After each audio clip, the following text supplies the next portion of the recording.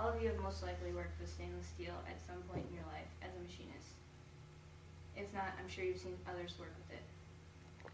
I have done research using some machining books that are very informative about stainless steel and its components. Today I'm going to inform you about machining stainless steel. First, I will discuss the three basic types of stainless steel and then the best way to approach stainless steel. There are three basic types of stainless steel with similar purposes. The main reason people choose to use stainless steel is that it is rust resistant.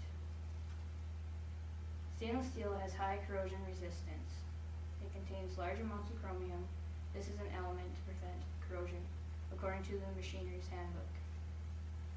With the chromium added, it also makes stainless steel very strong. This can be beneficial in many ways. Austenitic grade is a non-magnetic grade of stainless steel.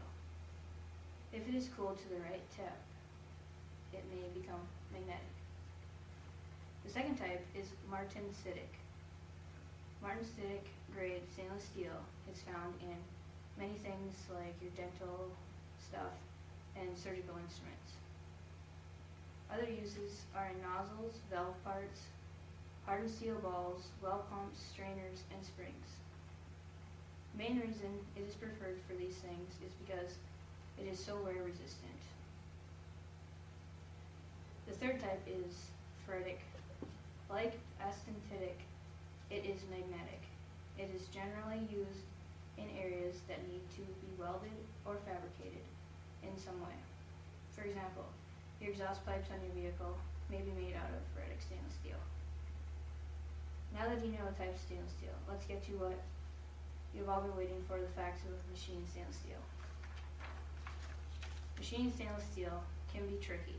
It takes a level of care and attention that most materials do not. CNC machining is the best way to approach stainless steel. Trying to feed your machine manually isn't the best idea, since it is best to keep a constant feed on your tool while cutting. And it is nice to have two hands free to make adjustments to your coolant flow if necessary. This is similar to many other materials as well, but especially with stainless steel. Other materials, you may get away with cutting corners to get done sooner, but for stainless steel, this isn't the best idea. Safety is still very important. In your machine, it is best to have good fixturing to clamp onto your part. You will be machining at a high force, and without your part secure, it could easily be pushed right out of the machine and cause serious injury. Also, besides causing an unsafe work environment, it may cause chatter. It can also break your tooling or give your parts a rough finish if it isn't tightly clamped. And then another issue that can cause your tooling to break would be the lack of coolant. When machining stainless steel, it is best to have a flood of coolant at all times. Without it, your tool will heat up and get dull and eventually break.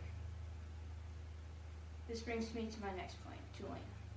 When cutting stainless steel, the proper tooling is very important. It is important as your fixture and coolant system. Carbide tools are the best tools for this task because it is stronger and harder than high-speed steel tool.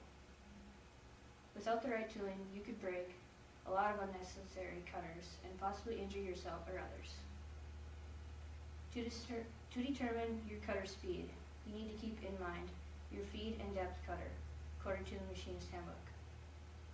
This part can be confusing. There's a formula to determine your spindle speed. It is spindle speed equals cutting speed times 4 divided by your tool diameter. For example, when using a 1/2 inch carbide tool, your formula will be 250 times 4 divided by 500 thou equals 2,000. This would be your spindle speed. There's also a formula for your feed rate. It is speed equals chip load times N times speed. Chip load for stainless steel is normally around 2,000 an inch divided by your tool. Another way to determine your feed rate that is much simpler is to start your feed rate turned down and gradually turn it up till it sounds good. We all have heard what it sounds like when you're feeding too fast or too slow. In conclusion, today I've informed you about machined stainless steel. I have explained the 3 types and best ways to approach stainless steel. Very good. Thanks.